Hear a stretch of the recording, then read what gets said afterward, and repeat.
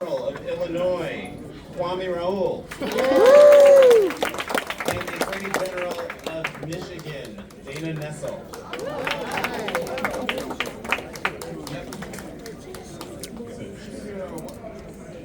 Come on, Wes. And I'll call you up. It's Wes. Yeah, I see. I knew this was going to happen. People love Wes Moore, so he's Governor over there talking to us. Governor Moore, yeah. Every time Governor Moore and I do an event, I give him a hard time. And now I thought today I would not give him a hard time, but I'm going to give him a hard time.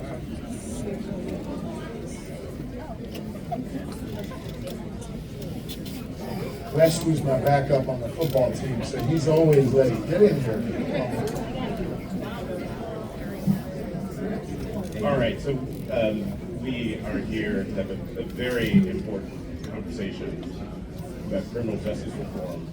And each of you in your respective states is doing something to change the conversation, to change the way we look at these things. I would love for each of you, and I know this is dangerous, asking such a broad question to four politicians, but, but I'm going to ask, and I'm going to start with you, Attorney General Nessel, but this question is for all of you. Talk about what's worked in your state, and tell us about the results of your achievements. And if you could, I know you're all doing a lot, but if there's one particular thing you've done that you're most proud of, and that is most exemplary of what you're doing, and that can be transferred to the federal level, the national level, talk about that briefly.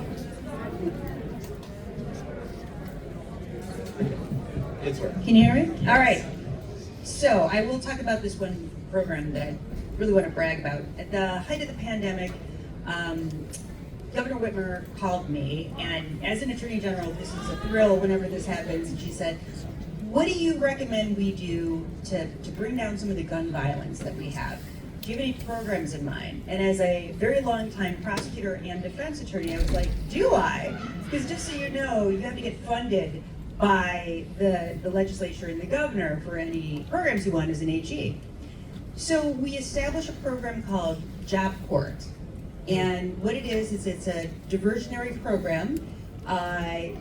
We try to focus on gun crimes that are non-violent in nature. So before people graduate, when people are, a felon in possession of a firearm or carrying a concealed weapon, but before you graduate to assault with intent to murder or a homicide.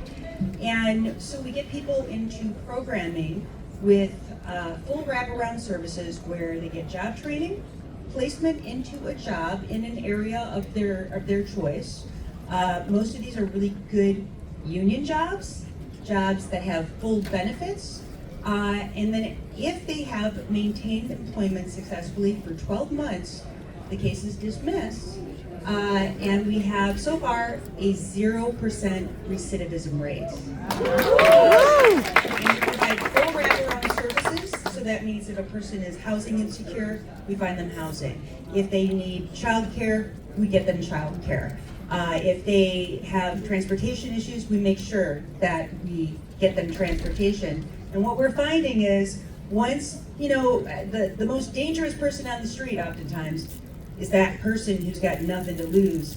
We want to give everyone something to lose, and that's a good paying job with benefits. And I'm thrilled we have the program going in Wayne County, where we have Detroit, in Genesee County, where we have Flint, and up in the Upper Peninsula, if I could make the signs with my hands when you guys know where that is. It's not part of Wisconsin, it is Michigan. So it's thriving in 3 counties. We want to expand it to all 83. Attorney General Raoul?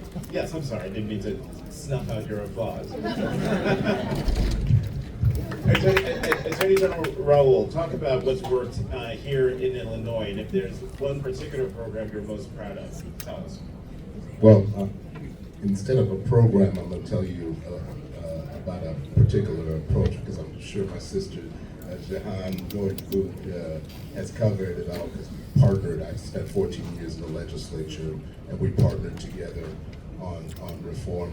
I know Robert Rooks was recently left Reform Alliance, and he was with the Alliance for Safety and Justice beforehand, and we've invested in trauma recovery centers. And I started my career out as a county prosecutor, and I was in juvenile court where when I did background checks on the delinquency side, the criminal side, often I would find out that the young people had been in the building before as a victim of abuse and neglect in their own homes. So violence begets violence, and if we don't invest in the interruption where it grows out of, we're not going to take a little bite out of reducing the crime. So we've invested in intervention. The other thing about the approach, when I was head of the Judiciary Committee in the Senate, people would come in and any criminal justice reform suggestion say, what about the victims? And the thing that Robert Rooks, SEMA here, and others did, they empowered survivors of violence to be the voice of criminal justice reform. So that question will be overcome. Governor Moore in Maryland, I think I know what you're going to say. Your favorite program, but tell us what's worked in Maryland and the one thing you've done that you're most proud of in this area. You think I'm talking about cannabis? Well, yes. I mean, I'm very proud of that, but I'll actually, and I can talk about that later on, and why that was important. But actually, I think the thing that I'm most proud of is something called the Thrive Academy. This issue is a very personal issue for me. Just a little bit of background. I had handcuffs on my wrist by the time I was 11 years old. So, how we think about our children, how we think about which children we're dismissing, and which children we're giving opportunities to, this is something that is not just very important and personal. It was a core part of my why I decided to run for governor in the first place, because governors actually have a unique ability to be able to address these issues and to either make them better or make them worse. And the thing about a lot of violence that took place in our cities and in our state, where you took our state's largest city, Baltimore City, for example, went 8 straight years of 300 plus homicides. And a lot of the violence that we saw was retaliatory violence. So it's like, someone gets me, now my guy's gonna come get 3 of your people. And so you just watch this cycle continue back and forth. And oftentimes it was children that were getting wrapped up in this. And so we had enough information and data to be able to understand which kids had the highest probability of either being the victims of crime or the perpetrators of crime. We have that information, we just haven't acted on it.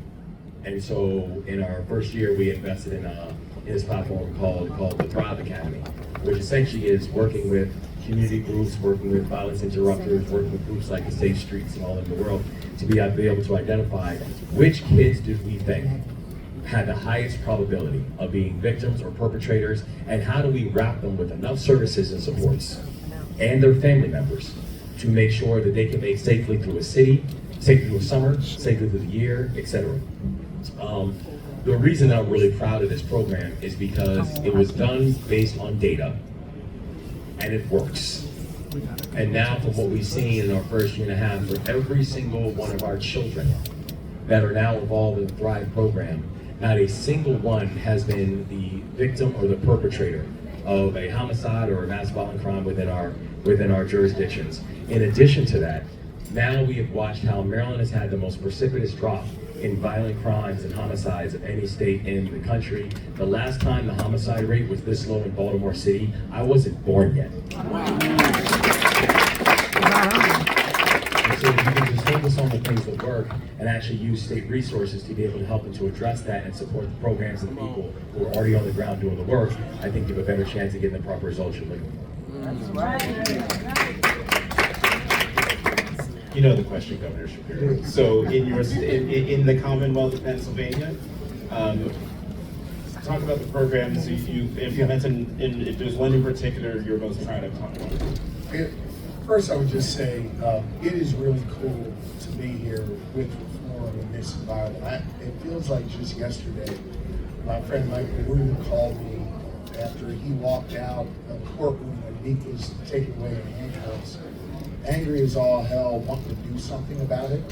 And I just want to salute Michael and everybody else, Jessica and others, who made sure that they didn't just free meat, but that they created a system that's going to free millions of people from a system that has been unjust for too long. The fact that you are all here supporting it, listening to it, and taking these ideas back to your home states is really extraordinary. So I'm grateful you're all here, and thank you for giving us some attention.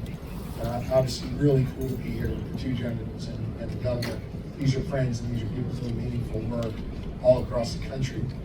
I would say what I'm most proud of, and this kind of picks up on the thing that Jordan Harris and I were sort of joking about a little bit, is, you know, I'm the only governor in the whole country with a divided legislature. I know y'all are laughing, but I'm going to get to a serious point. But in order to be able to get anything done in my state, you have to figure out a way to get Republican and Democratic votes. So think about what we've been able to do with Republican and Democratic votes. We passed the most sweeping criminal justice reforms in the history of Pennsylvania. We now have our records expunged when you get a pardon. We've issued a record number of pardons over my time as Attorney General and now as Governor. We are in a position now where we are investing, yes, in police in our communities to make our communities safer. We've seen a rapid decline in violent crime in our communities. But importantly, those investments are being made in concert with investments in the community, lifting up the community, relying on church organizations, community organizations to help make sure our kids in particular are safe.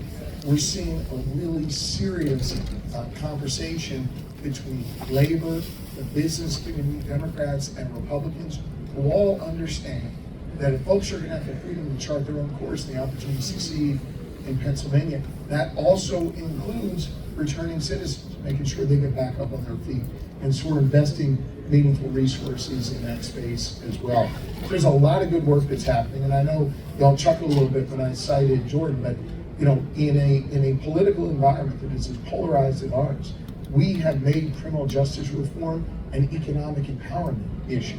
We have made safe communities an issue that's not just about policing, but lifting up the community as well. And I'm proud of what we're building here in Pennsylvania. We got a long way to go, a lot of work to do, but what we have now is a foundation for progress that we've not had for quite a long time.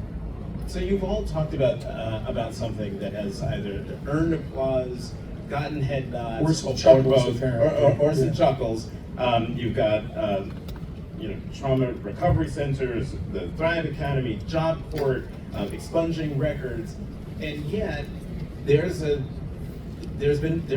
what I want to know, how have you navigated the pushback, especially now in this presidential election season, where the Republican presidential nominee just yesterday is talking about police tactics from the past, wanting to bring back stop and frisk. How did each of you navigate this, and how should Democrats navigate this issue of criminal justice reform when there's the other party and other people might look at what you're doing as being quote unquote soft on crime, or whatever racist way they're characterizing what you're doing?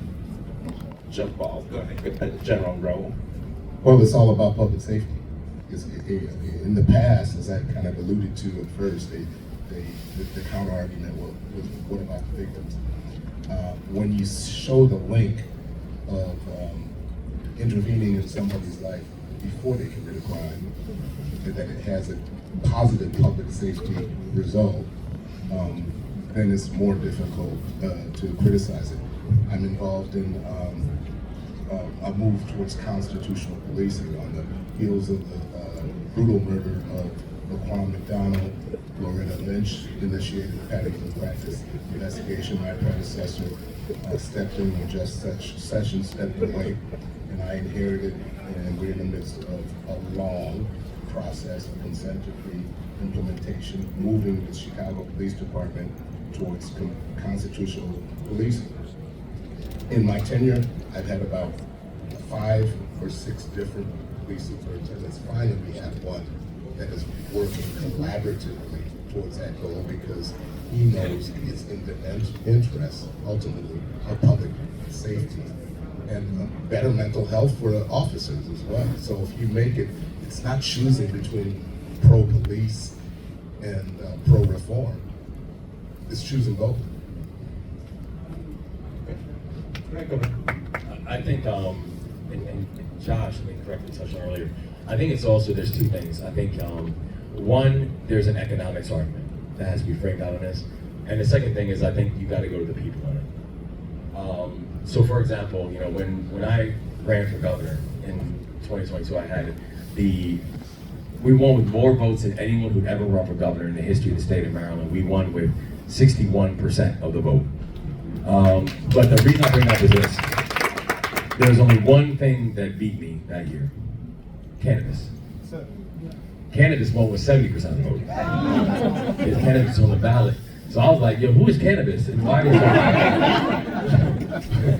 it? But what it was there was a referendum on our ballot to have cannabis legalized in the state of Maryland, to have a recreational cannabis market.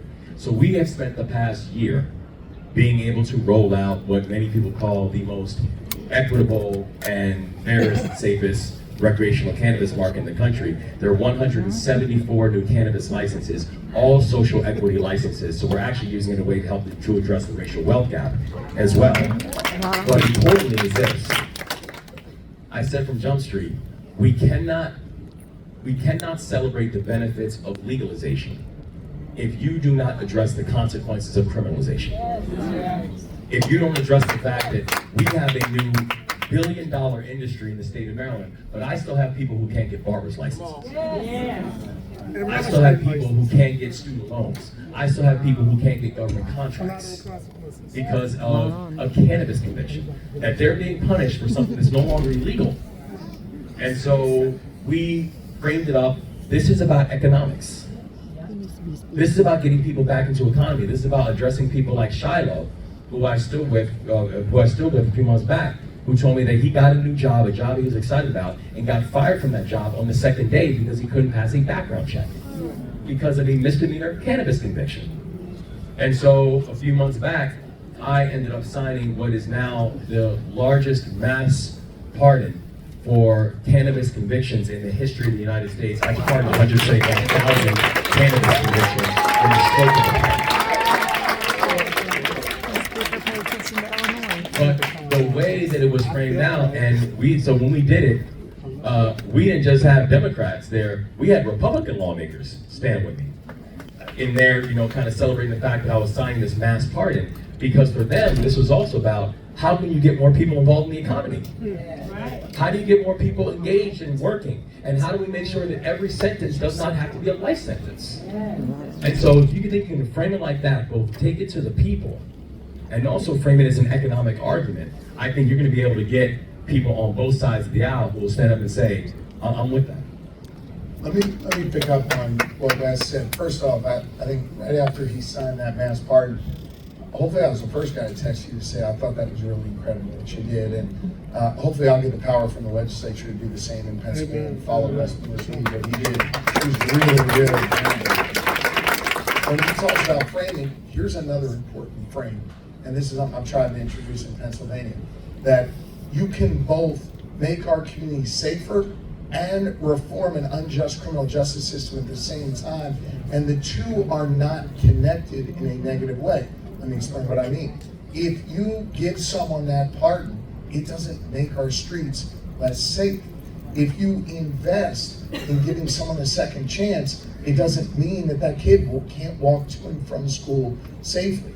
I think for too long, lazy politicians, particularly on the other side of the aisle, we're trying to say that we can't do criminal justice reform because it makes us less safe. So we have spent a great deal of time trying to make sure that folks understand that is a false choice.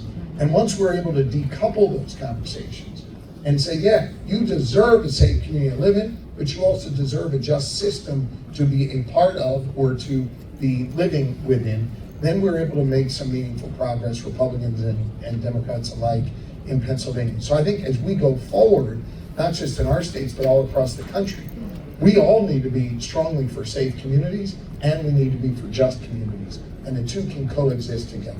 Yeah. So we've got about did you want to jump in, General Nessel? I did, I just in terms of when we go back to things that happened during the the summer of 2020 and talk about, defunding the police or reforming the police.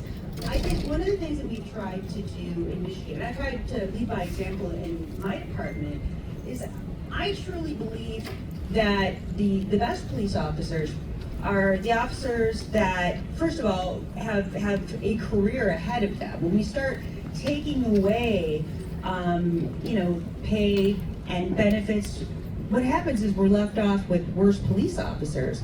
But to me, the most important thing is the training, best practices. So what we did at my department, we got everybody accredited. It's a 2 to 3 year process, but it's, the very best policies when it comes to everything, right? Whether it's vehicle chases, whether it's foot pursuit, whether it's how to handle a situation where clearly somebody's having a mental health breakdown and they need a social worker more than they need somebody from law enforcement. And so we've worked really hard with that. And what you see with police departments that have gotten this accreditation, which again is not easy and it is expensive, but once they've gone through that, you see dramatically increase in the relationships that are formed between the police officers and the communities they serve. And you see a lot, fewer civil suits against the police department that are successful. And frankly, arrests go down, the number of officer-involved shootings decreases, and you just really have a better relationship between the community and the police officers. So I would say where I think that movement went wrong was that, again, it wasn't about taking money out of police departments. It was about making sure that they all had body cameras, right? It was about making sure that they had the very best training available. And it was making sure that they had programming where they were working directly with the community.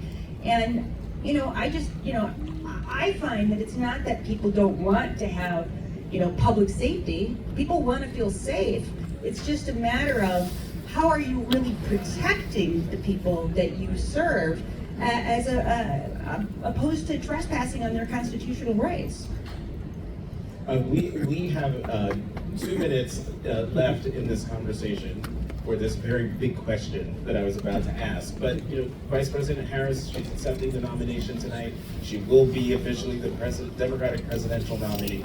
She has lots of policy areas where we don't know where she is on the issue of as a presidential nominee. On the issue of criminal justice reform and everything we've been talking about here, what's the one thing you think she should have in her criminal justice policy platform that should be forthcoming? Governor Shapiro, you go first. And remember, we've got 90 seconds. I'll just say real quick, she was an outstanding Attorney General. In fact, when I took over as Attorney General in Pennsylvania back in 2017, we modeled a lot of our initiatives off of the work that she did in California. I think if she brings that same balanced approach as president, that's what this country needs. People have a right to be safe and feel safe in their communities. Kamala Harris has always understood that. She's always understood that balance, and that's what I want to see from her. And I'm confident, given her life's work, she will be the best girl up, and we're in for a president who's going to have a big heart and also not take any fuss from anyone. I was like, wait, where is it? Governor Martin, is there anything specific you think that the Harris-Walz agenda should have in it? So I agree with Josh. I am so excited about a President Kamala Harris, and I plan on working every single day to make sure that we see that. The thing is that a lot of these things that we're talking about, they're not federal. They're state and local. And some of the biggest problems we have when it comes to our criminal justice system are what happening in state capitals and what are happening in city halls. But if there is something that I want to see happen on the federal level, because we do not control that on the state level, they have got to fix these broken laws when it comes to cannabis. It has got to be something where we can have a federal conversation about how we actually, we have 38 states right now. 38 states that have either decriminalized or completely legalized cannabis inside those states. But what we don't have is, you don't have things like federal banking policies. So it doesn't make sense. And so if there's something that we can do that the federal government specifically can get done, we have got to have a more sensible policy when it comes to cannabis inside of this country, because only the feds are the ones who can control that. Okay, real quickly, General, you want to add to that? Yeah, money. Seriously, your budget reflects your morals. There was a cut in VOCA funding that was being used for interventions within the state. I think that here in Chicago, we have the business community finally investing in interventions, but we need the federal government to restore all the VOCA funding and go beyond that and invest in criminal justice. And General Nessel, if you have anything to add real fast. Yeah, well, a significant number of violent offenses, gun-related offenses, are committed with legal guns that should never be on the street in the first place. So whether you're talking about outlawing assault weapons or ghost guns, there are things that we can do to make sure that our communities are not so flooded with firearms, because, in my opinion, that doesn't lead to anything very positive. Right, so we're going to take this conversation out of the 38,000-foot level abstract, talking about policies, and put faces on it. We've had two people who've just joined us. After General Nessel, you will see immediately next to her is Ms. Cheryl Henderson, and next to her, I don't think I need to introduce